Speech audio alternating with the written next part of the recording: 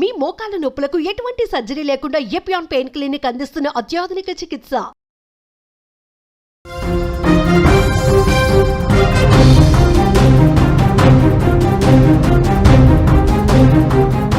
తన హాస్యంతో కడుపుబ్బా నవ్వించిన ప్రముఖ హాస్య నటుడు రోబో శంకర్ కన్నుమూశారు.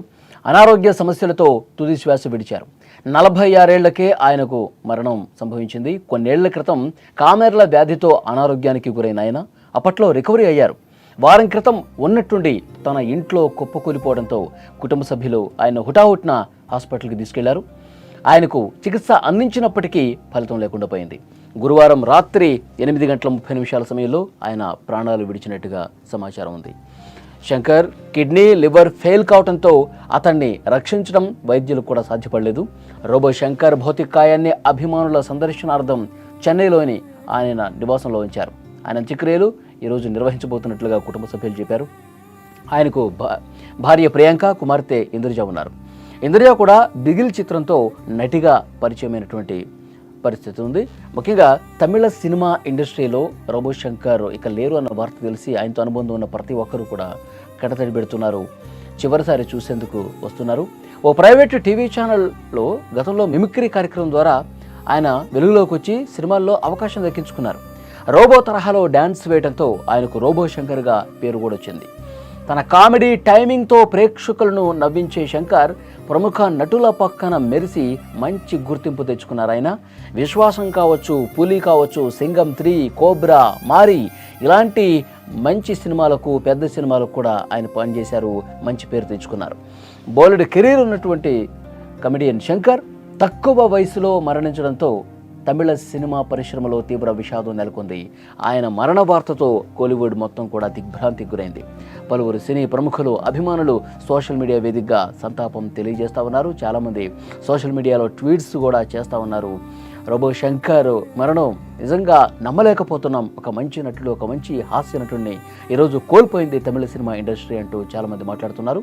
రాజ్యసభ ఎంపీ నటుడు కమల్ హాసన్ కూడా ఎమోషనల్ అయ్యారు. రోబో శంకర్, రోబో అనేది ఒక మారుపేరుగా ఆయనలో మారిపోయింది. నా నిఘంటువులో నువ్వు నా తమ్ముడు అంటూ ఆయన రాశారు. నన్ను వదిలి వెళ్ళిపోతావా, నీ పని అయిపోయింది, నువ్వు వెళ్ళిపోయావు, నా పని అసంపూర్ణంగానే ఉంది అంటూ చాలా ఎమోషనల్గా సోషల్ మీడియా వేదికగా ఆయన రాసుకొచ్చారంటే ఎంత అనుబంధం ఉంది నటులతో, తోటి నటీనటులతో, పెద్ద హీరోలతో ఆయన ఎంత సఖ్యతగా ఉండేవాళ్ళు, ఎంత మంచిగా ఉండేవాళ్ళు అనేది కూడా చాలా స్పష్టంగా ఇక్కడ మనకు అర్థమవుతుంది. ప్రతి ఒక్కరూ కూడా ఆయన పనిచేసినటువంటి సినిమాలే కాదు, ఆయనకి ఏ కొంత పరిచయం ఉన్నా సరే ప్రతి ఒక్కరు కూడా రియాక్ట్ అవుతూ ఉన్నారు. సోషల్ మీడియా అకౌంట్స్లో ట్వీట్స్ చేస్తూ ఉన్నారు. రోబో శంకర్ లాంటి ఒక మంచి మనిషి, ఆయన మంచి హాస్య నటుడు ఇవన్నీ పక్కన పెడితే ఒక మంచి మనిషిని ఈరోజు ఇండస్ట్రీ కోల్పోయింది అంటూ చాలామంది మాట్లాడుతున్నటువంటి పరిస్థితి. ఆయనతో నటించినటువంటి పెద్ద హీరోలు అందరూ కూడా రియాక్ట్ అవుతున్నారు. ఆయన భౌతికాయాన్ని సందర్శించి ఆ కుటుంబానికి సంతాపం తెలియజేస్తున్నటువంటి పరిస్థితి, తమ ప్రగాఢ సానుభూతిని తెలియజేస్తున్న పరిస్థితి. ప్రతి ఒక్కరూ కూడా ఇండస్ట్రీలో ఆయనతో పనిచేస్తున్న ప్రతి ఒక్కరు కూడా ప్రస్తుతం ఆయన్ని చివరిసారి చూసేందుకు వస్తున్నారు. ఎంతో గొప్ప కెరీర్ ఉంది, కానీ అనారోగ్య సమస్యల వల్ల ఆయన చనిపోవడం చాలా బాధాకరమని చెప్తున్నారు.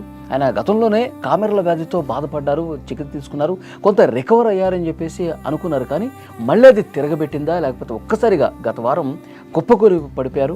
వెంటనే ఆయన ఆసుపత్రికి తీసుకెళ్తే లివరు, కిడ్నీ ఫెయిల్ అయిపోవడం వల్ల ఇంకా డాక్టర్స్ కూడా ఏమీ చేయలేని పరిస్థితి. గత రాత్రి 7 గంటల ప్రాంతంలో ఆయన కన్ను మూసినటువంటి పరిస్థితి. ఆయన కుటుంబం శోకసంద్రంలో మునిగిపోవటమే కాదు, యావత్తు తమిళ సినీ పరిశ్రమ కూడా జీర్ణించుకోలేని పరిస్థితి కనిపిస్తోంది. పెద్ద హీరోలు అందరూ కూడా తమ సానుభూతి తెలియజేస్తూ ఉన్నారు.